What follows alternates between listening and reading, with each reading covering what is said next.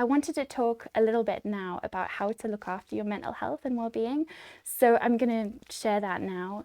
So a lot of us, love to eat lovely foods. We love to party. We love to do things.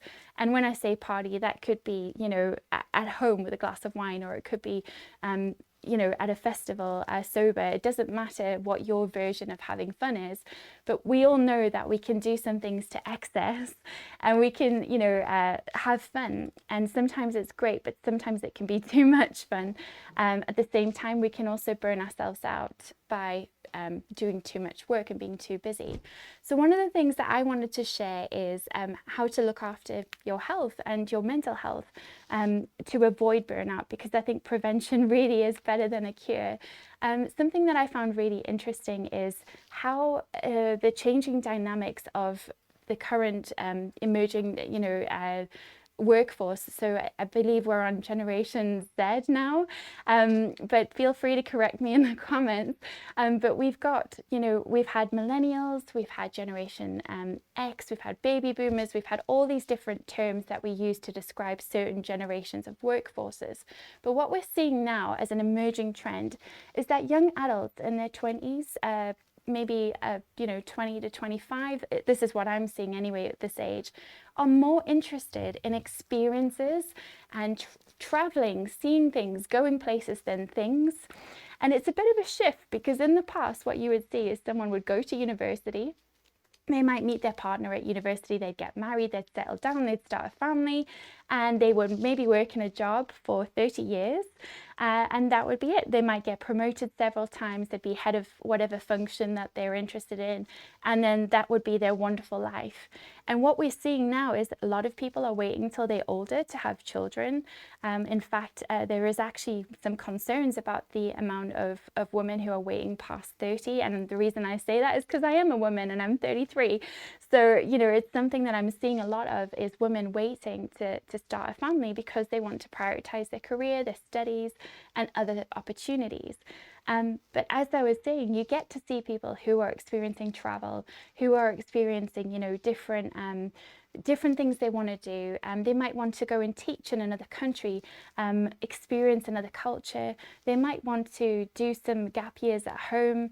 They might want to do all sorts of things, start a business.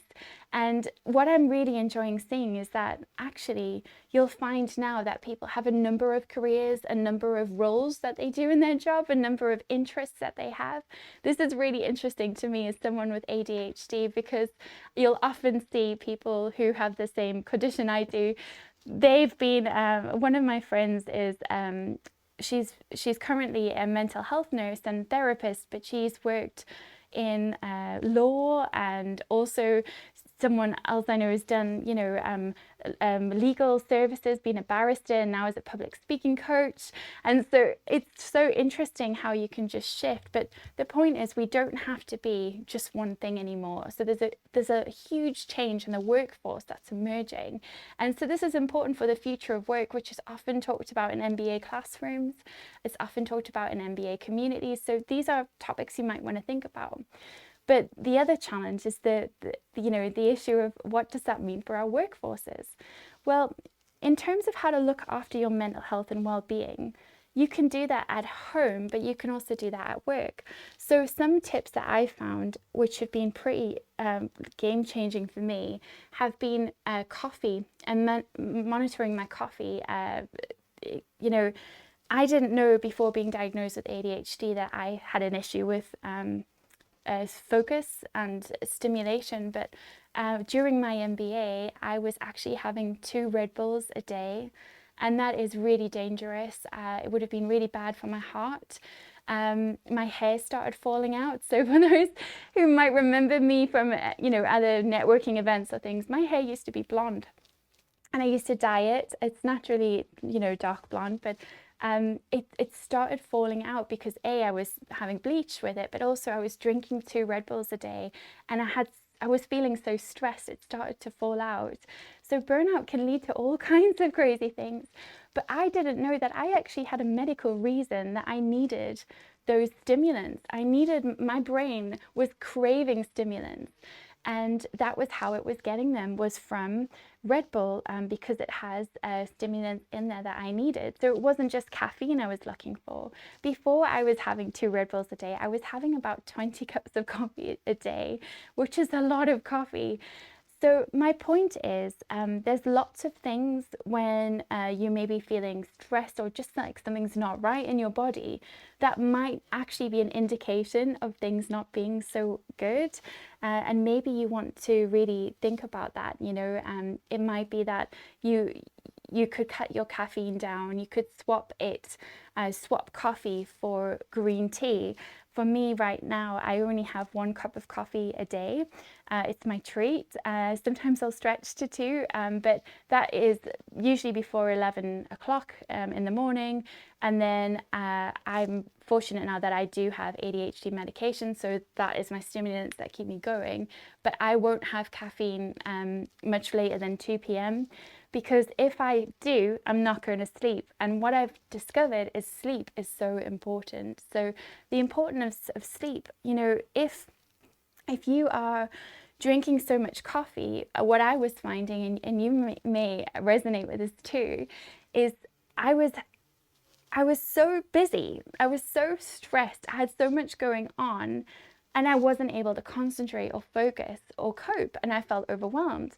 So what I would do is I would just think, oh, well, I'll just have another coffee because that'll help give me the energy I need. But then I would want to have a nap, or I'd want to sleep, and I hadn't been sleeping. And so what I found is I was in the cycle of not being able to concentrate and feeling overwhelmed and feeling stressed. And then I was over caffeinating myself with all of these, fizzy drinks or with coffee. And so what that meant is I was then adding fuel to fire, because what I was feeling was even more stress because the coffee would give me anxiety. And so or extra energy drinks would start to affect my mood. So I would say, check out your caffeine. I'm not saying give it up completely. I would be very sad without coffee. And actually, coffee is a great, antioxidant in many ways. So please, enjoy it, but just be mindful about what you're putting into your body. On that note, nutrition is very important too. So during my MBA program, I don't think this would happen with everyone, but it was lockdown in the UK. So I was very sad that I'd invested all of this money, and then my MBA was cut off halfway. I was still studying the program, but it switched to an online learning program. And so what that meant is that actually I was sad a lot of the time. I was struggling to motivate myself. I didn't have the energy anymore, and I wasn't running around as much. So I wasn't getting any exercise because I felt guilty if I was exercising. Oh, I should be working, I should be studying. So what I was doing is I would just eat fizzy sweets, fizzy, jelly snakes, and marshmallows was a big one that I was eating a lot. Takeaways because I didn't have time to cook. Any time that I wasn't studying, I would feel guilty. And so sometimes even if I snuck in an extra, Netflix episode or something like that, I would feel so bad. And so what I found during my MBA is I would make excuses for things like going for a walk. I wouldn't go and do exercise, but I would sneak in some games on my iPad or something like that.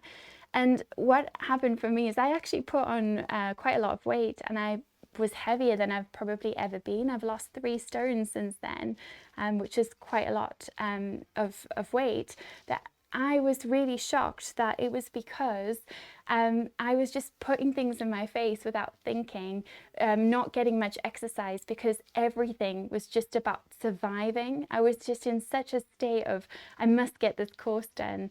And what I want to say here is a lot of this could have been prevented by me really, really thinking about things a little bit more, making the time to go for walks, making the time to eat a bit healthier, to eat more fruit, to do little things to look after myself. So self-care is so important with burnout. One of the things we hear a lot is like, I get people say this to me all the time, Ash, I know you love the bath. I know you love to spend time with bubble baths and things, but that's just so boring to me. Self-care can be anything. So if you don't like bubble baths, that's totally fine. I'm more bubble bath for me. What I'm trying to say here is kickboxing is a great way to do self-care. Going for a run is one of my favorite ways to get rid of stress and anxiety. You know, so doing something where you're able to just go for a run, do some exercise. Swim is one of my favorites. You know, go and spend some time in nature if you can. Take your shoes off and walk on the grass, walk in the mud, you know, be around water. We really love these things. And so those are really important things. But another thing that I love is being creative, having a chance to paint, to throw glitter at something, to do a community project, to volunteer on an activity that's outside of myself. Go and help at your local food bank, you know, volunteer at a conference and give up some time and meet some great people. We all re-energize ourselves in different ways, and that's really a big personality thing. But making time for your hobbies, yourself, your health, and also your friends and your family is so important. I always find that whenever I'm feeling burned out, I often neglect my family and friends because I feel like I don't want to be a burden. I don't feel like I've got the mental space or energy. And we saw this a lot in the lockdown. A lot of people went really quiet and struggled to talk to their friends. But the challenge for that is that it can mean that people start to think that you don't care about them, and at the same time, you can think that your friends are upset with you when they're not. So we can make assumptions. And when you're burned out, what I've come to find is that actually it can be really bad for just jumping to conclusions where you might have thought about things in a totally different way if you were feeling more clear and rational and focused.